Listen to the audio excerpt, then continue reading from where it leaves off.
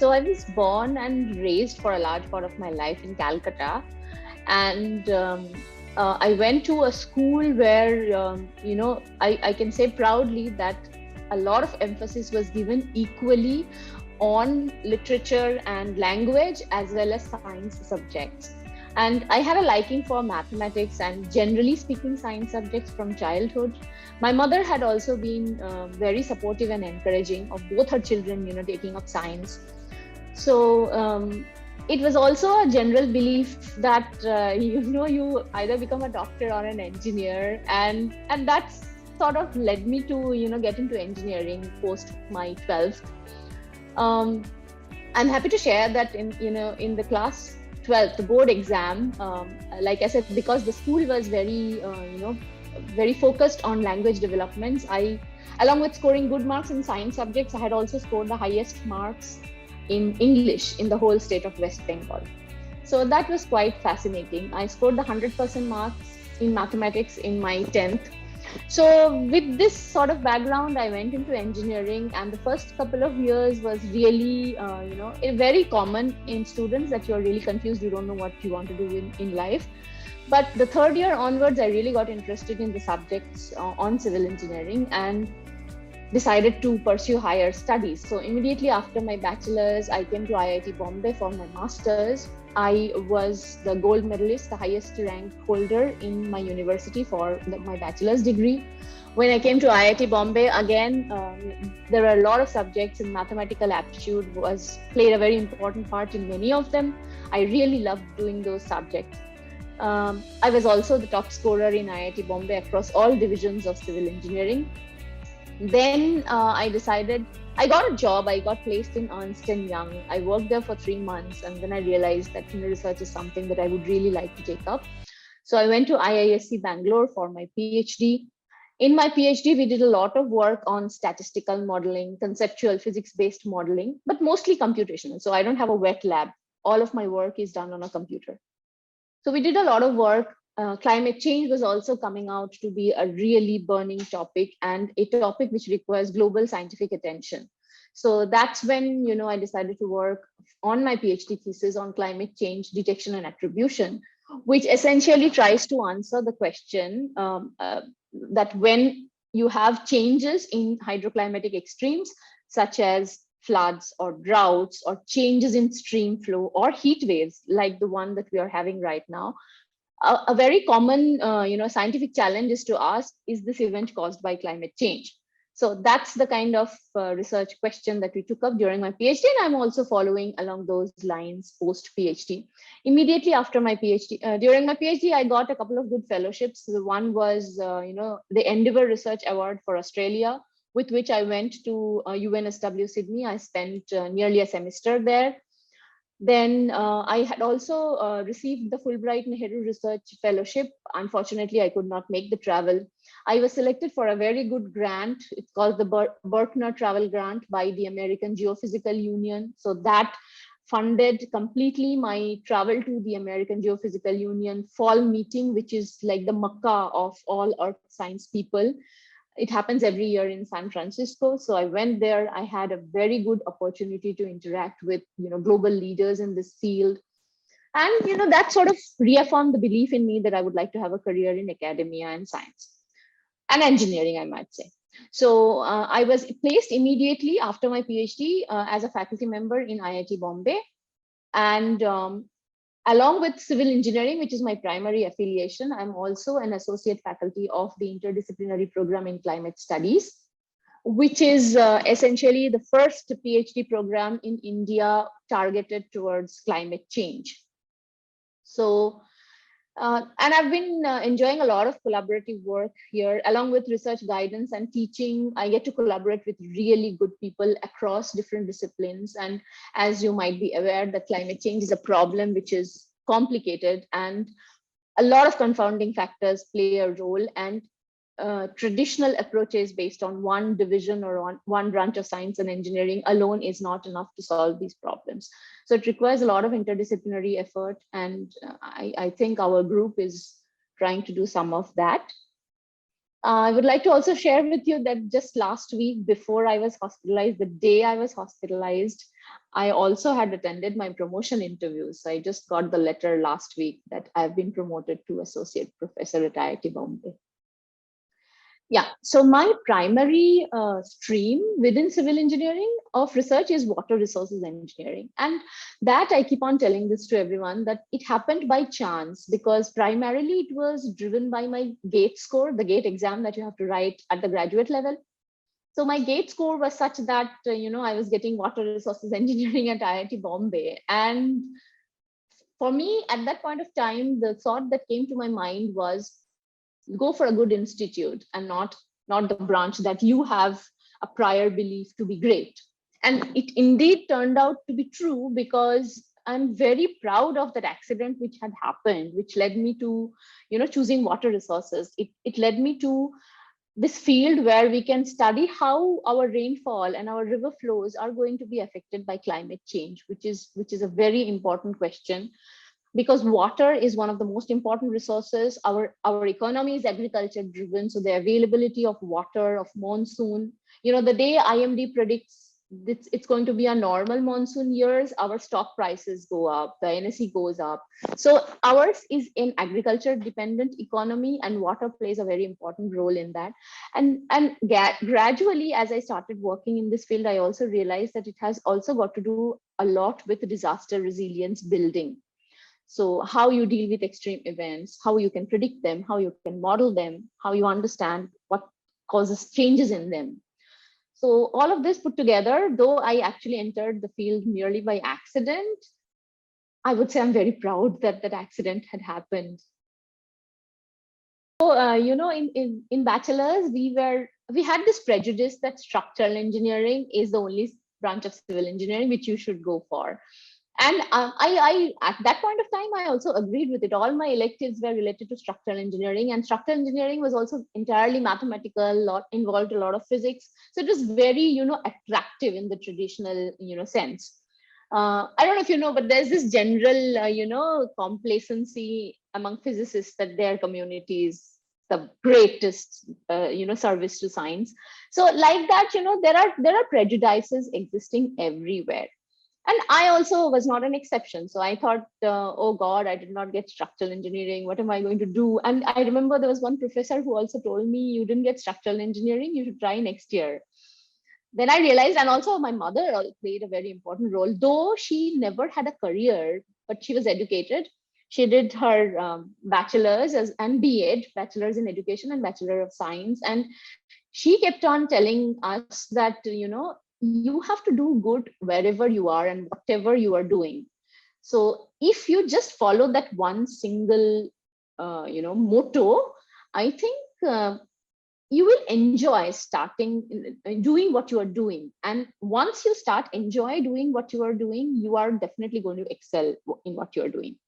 So what is important is to not settle for the ordinary, to strive for excellence no matter what you are doing, and get rid of those prejudices, because when we are young, we really don't know, we don't have a broad view. Like now I know that structural engineering is really, kind of saturated, and everywhere that you go in top universities abroad, water resources, environmental issues, these are the ones who are really attracting good brains. So I would say prejudices exist everywhere, but it's also important to keep sharing the stories outside of them so people know that that's not the end of the world. Yeah. So at our research group at IIT Bombay, we are trying to understand hydroclimatic extremes, and three categories of hydroclimatic extremes to be precise: floods, droughts, and heat waves. So we use a combination of observations, observed records, which can be either gauge-based, station-based records, or satellite-based records. And we also use, along with the observed records, model simulations, which can be conceptual or physics-based. So using these observed records and model-based simulations, what we are trying to answer is, namely these four questions. One, what causes changes in these hydroclimatic extreme events? 2, how these events can be characterized. 3, how we can model these events, particularly considering the changes in them. And 4, how these events are likely to evolve under climate change. So, for example, right now, almost the whole of the country is reeling under a heat wave. It has been very severe. There are temperatures soaring up to 40, 45, and expected to reach even 50 degrees Celsius in some places. And a question naturally to ask would be, is this because of climate change? And what we do is something called detection and attribution, which also is an important chapter both in the working group 1 and 2 of the IPCC, the Intergovernmental Panel on Climate Change. They bring out their assessment reports. So the assessment report can be divided into three working groups, and out of them, 2 focuses on detection and attribution. So that's the work that we are also doing. We are trying to answer whether climate change is playing any role in making these extremes more intense, more frequent, and more elongated. So that's the kind of research that we are doing. What excites me about this work is, we get to learn new things every day. So that has been the most satisfying factor of not just research, but having a career in academia in general. 2, our work is not only well received by the international scientific community, but it also garners a lot of media attention owing to its societal relevance. Like yesterday, I was talking with a journalist from UK at 11 in the night, because she was doing a story, and so this particular event has also caught a lot of international media attention. Why this is important is that media attention is eventually going to bring public awareness, and hopefully that will bring also changes in policy. So, for example, India does not have a holistic heat action plan at the federal level. Maybe this event, maybe all the inputs received from scientists will help bring about such a policy. So that's why this field, this research, this area is important. Another aspect of my job is to guide PhD students, and I'll tell you why that is also very important to me, because I generally like interacting with people, speak with them, interact with them, learn about their lives, their stories, languages. So when I have students, I have had students from Tripura to Gujarat, from Kashmir to Kerala. So you get to learn about their cultures. That's one thing. The other thing also is that you can help mentor a student and really help them grow in their careers and also as a person. That experience, I think personally, is very satisfying for me. I'll give you an example. So when I had just joined, she's the second student that I had recruited. So there was this one like really soft and full of self-doubt girl who came, and she's actually from Kerala, but she was staying in Mumbai. She is the mother of a child, and child also had, needed some special attention. So she was always full of self-doubt. And all throughout her PhD journey, I think there were 1 or 2 times she seriously also considered quitting. But then I had to tell her, you really are capable. And just because I kept on telling her that, she inculcated the belief in herself. She not only grew as an academic excellently, publishing in the top quality journals. She's now doing a postdoc at Imperial College. She went there alone, brought her family as her dependent. So that story of growth is so fascinating. And I think I can attribute, some of her growth to my mentoring, because she also keeps sharing that, had you not pushed me, I would have probably quit. The current heat wave is unique in a couple of features. The first is the timing of it, because typically heat waves happen in May and June, and this year March, the month of March was the hottest on record for India. So the 2022 March was the hottest March on record. The other thing also is that the spatial extent of the heat wave is massive. Typically heat waves happen in a couple of hotspot regions, the northwestern part, north central northwestern, which basically comprises of Delhi, Haryana, Punjab, Rajasthan, and the southeastern, which is essentially Andhra Pradesh, Telangana, and Odisha. So these are historically identified to be hotspots of heat waves. But what has happened this year is nearly the whole of the country, except maybe the mountainous regions, is reeling under heat wave, and the temperatures are soaringly high. So the timing as well as the spatial extent is quite anomalous.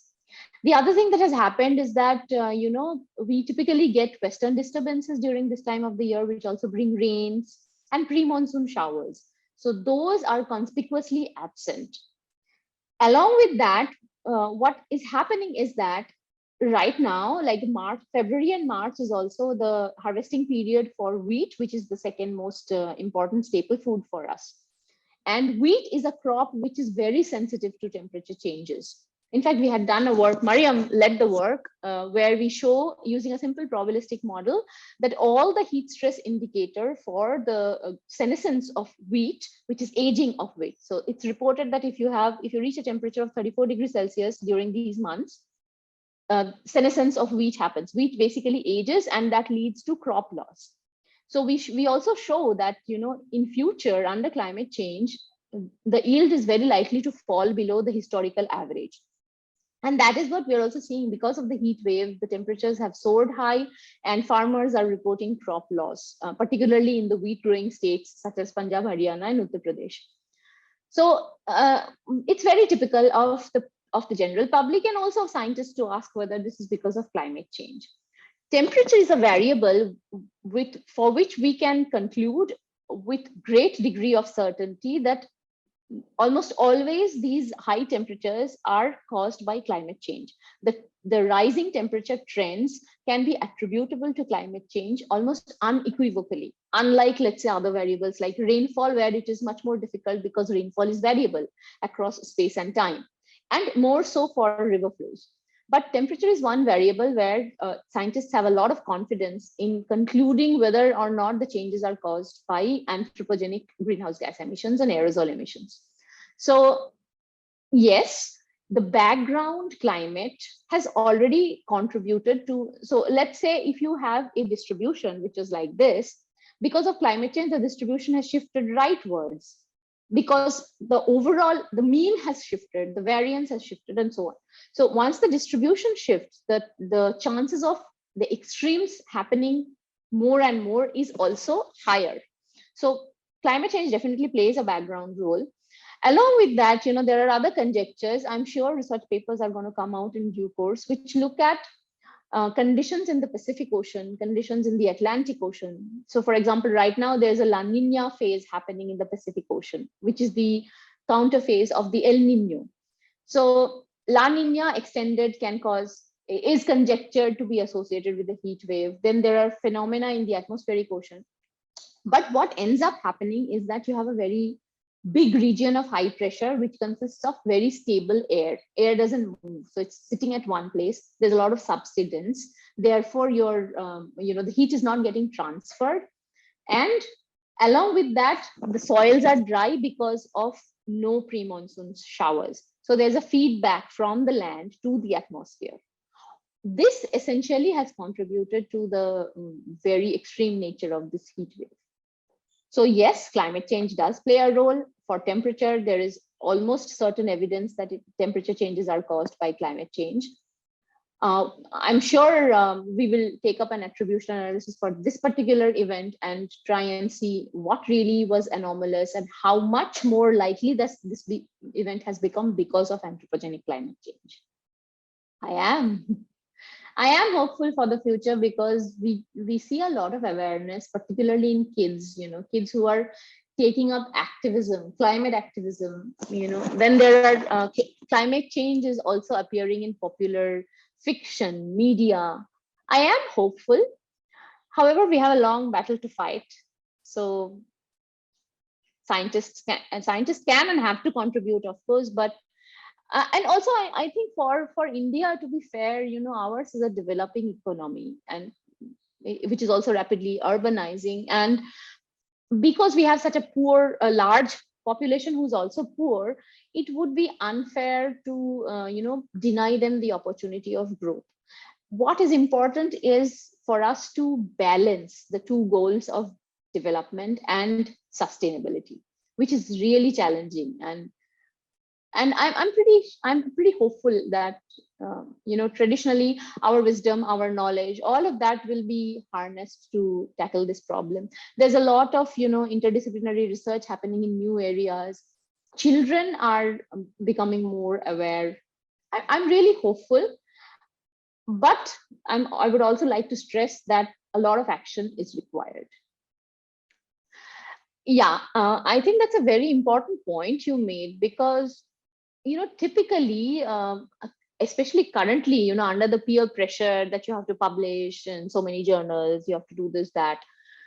What ends up happening is a lot of our science is gone in trying to emulate what somebody else is doing.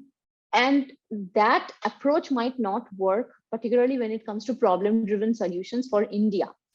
Because I'll give you an example from water resources perspective, which is like my field. The in the southern part of the country, traditionally there used to be a lot of tanks, small tanks which would act as storages. These storages are very important. They play an important part in the hydrologic cycle of a catchment. What ended up happening is a lot of our supply got piped and centralized. So there's a big dam, let's say the KRS Dam in Mysore, and that supplies water to Karnataka, to Tamil Nadu, and so on. So what ended up happening is we started building these large dams. The supply became more centralized, and as a result, those tanks slowly started dying down. Small rivers and streams such as the Arkavati in Bangalore started drying down. In fact, this model is now turning out to be not sustainable, because every other day you hear conflicts between the two states of Karnataka and Tamil Nadu on water sharing. So what has ended up happening is, because we did not pay enough attention to the wisdom of storing in small tanks, which are totally decentralized, the system is slowly becoming unsustainable.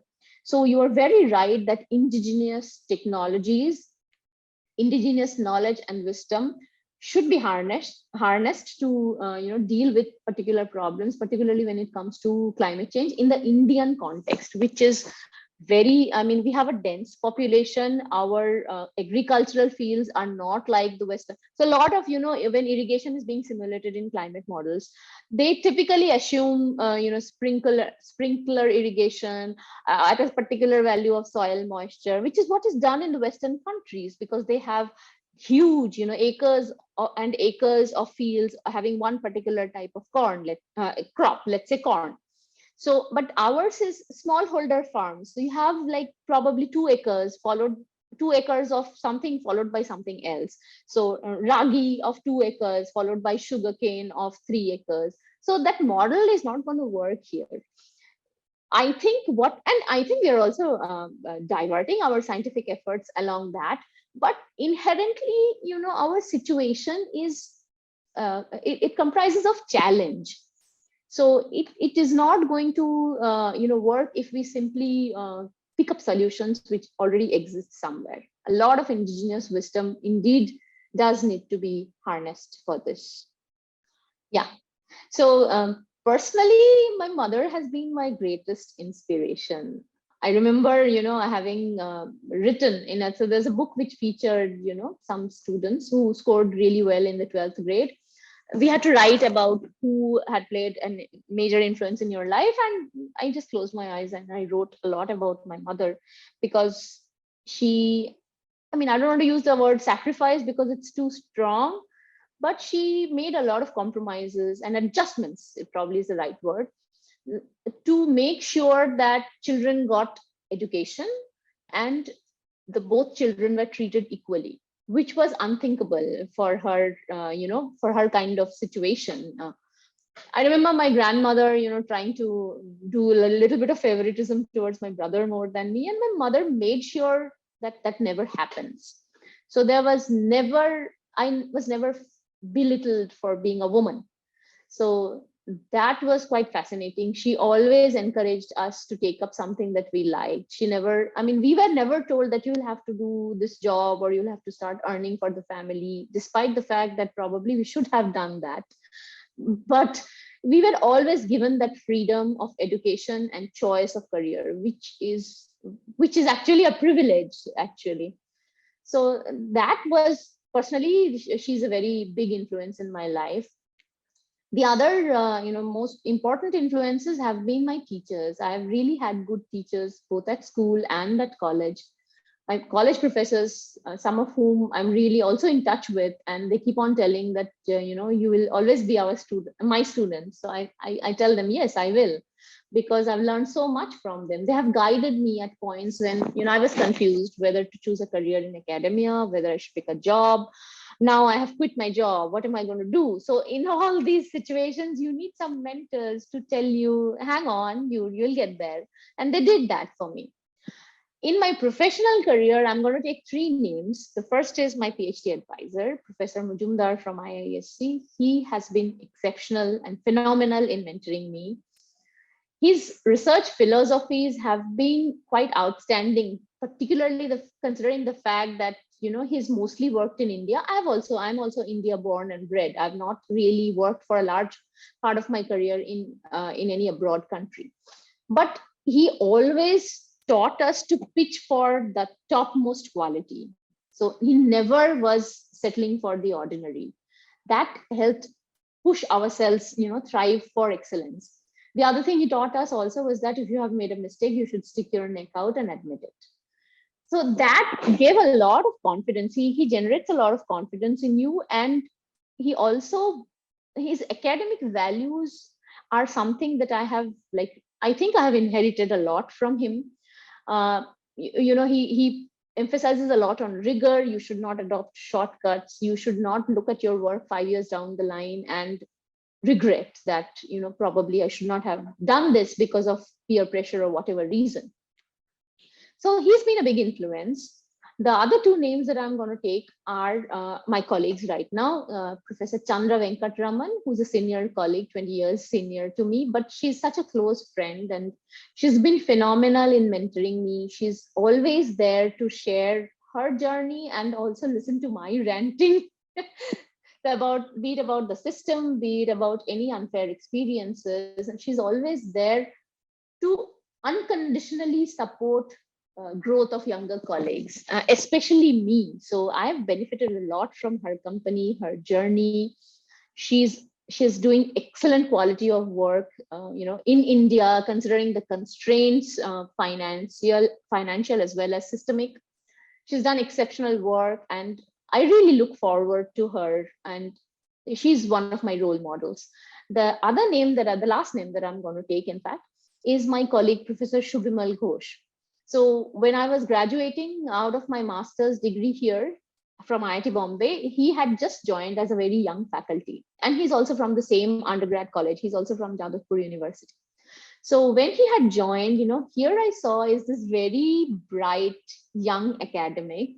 And when I looked at his growth and the way he was teaching, the way he was conducting research, that fascinated me a lot. And he was one of the inspirations. Looking at him, I decided maybe I should also go to IISc. And incidentally, we have the same PhD advisor. He's gone on, of course, to win the Swarna Jayanti and the Bhatnagar and all those awards. He's an AGU fellow. But I really look forward. I look up to him as a role model. So these are like the three people who have played an important part professionally. Rejections are an inherent part of an academic's life. You get rejected every now and then in terms of papers, in terms of funding proposals. There's no end to rejection. So of course, I've had several rejections in life, and professionally. So, and of course, probably personally also. But I think, initially during my younger days, I used to be really bothered, and I would, look at, for example, the review comments and say, and try to, justify that I was right and the other person was wrong. And that's where I think a mentor's role is also important. So that's where my advisor would come in and say, look, the reviewer has a point.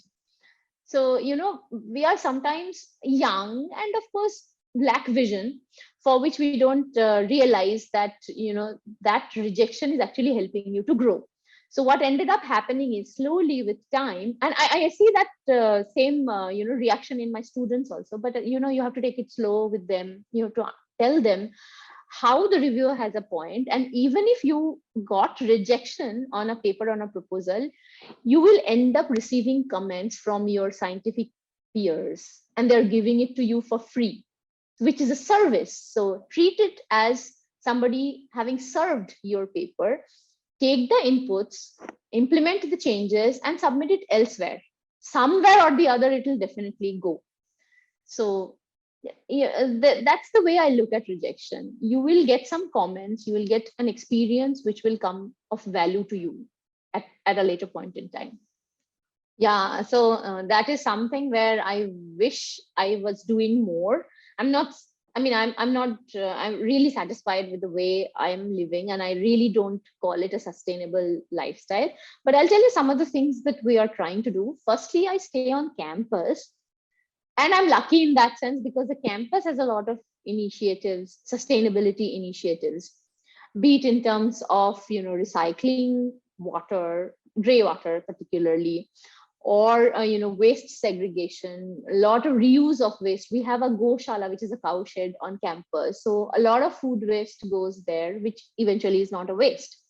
So being a part of being a campus resident, I try to sometimes help with some of these initiatives, many of which are volunteer driven. So but those are primarily system driven, so I can't claim really credit for that. But I'm lucky to be living in this campus where already such initiatives exist. By virtue of also living on campus, I don't travel, I don't use vehicles. I do use a vehicle on campus, but not very often. So living close to workplace helps commute time and vehicular pollution, as well as fossil fuel burning. So those are the things we can cut down on. My son is also likely to go to a school which is at a walking distance. The thing we try to emphasize at home is to very basic things. I really cannot claim to be doing something extraordinary, but very basic things such as always make sure you switch off the lights and fans when you're not using them. If the weather is not too cold, use hot water for showering. Never ever waste food. Cut down on meat. Meat is something that we have drastically cut down on, not just for climate change, but also because of other health benefits. But we do eat non-veg. We eat fish and we eat white meat sometimes.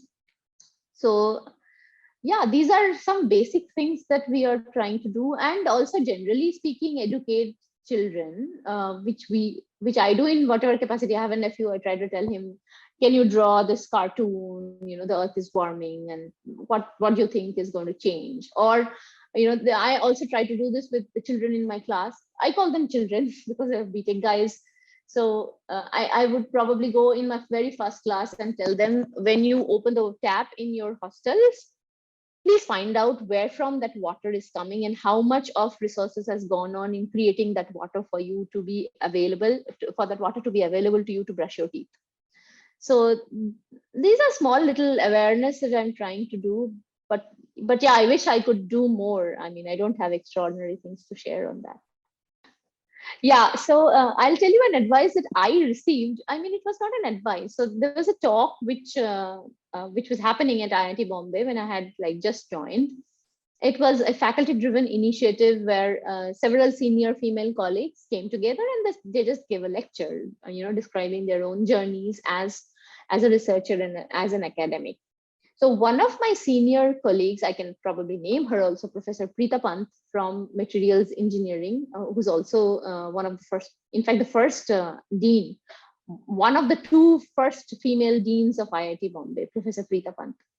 So she was just generally giving an informal talk as part of that series. And she said something which really stayed with me. And I think if she had not told me that, I, like Mariam, would have also considered quitting probably at some point because of tremendous pressure, both professionally as well as societal, because of the expectations from a woman, be it role of a daughter-in-law, mother, wife. It's all very overwhelming, and we all feel overwhelmed. But what Professor Arpita Mondal said stayed with me, and it still does, is she said something like, having to want something for yourself especially a career, is not selfish.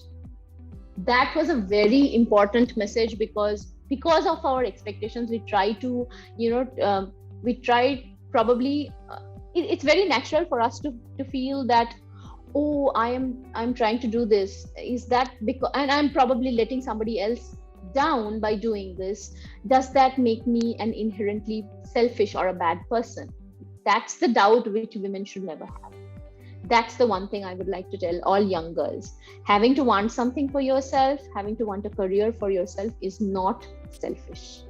Yeah, I can give you an example. So in 2010, there was a massive heat wave which hit the city of Ahmedabad in Gujarat.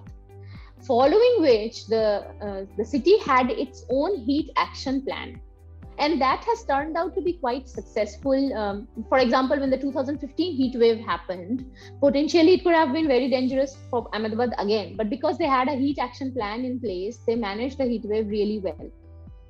So probably at the central level, at the federal level, if we can have a national heat action plan, which essentially is a holistic policy, the policies, of course, the IMD is bringing out the heat wave forecast, which is a good thing, because still 5 years ago, they were not doing that. IMD was all about, forecasting rainfall, monsoon, that's all. Now they have started, I think the last couple of years and a little more than that, they have started giving out heat wave forecasts, which are quite systemic and very reliable also. So that's one good thing that has happened. But in the last mile connectivity, I feel is missing, because the forecasts really need to inform policy decisions, both at the central as well as the state and the city levels. So hopefully, after this heat wave, some policy level changes will be implemented.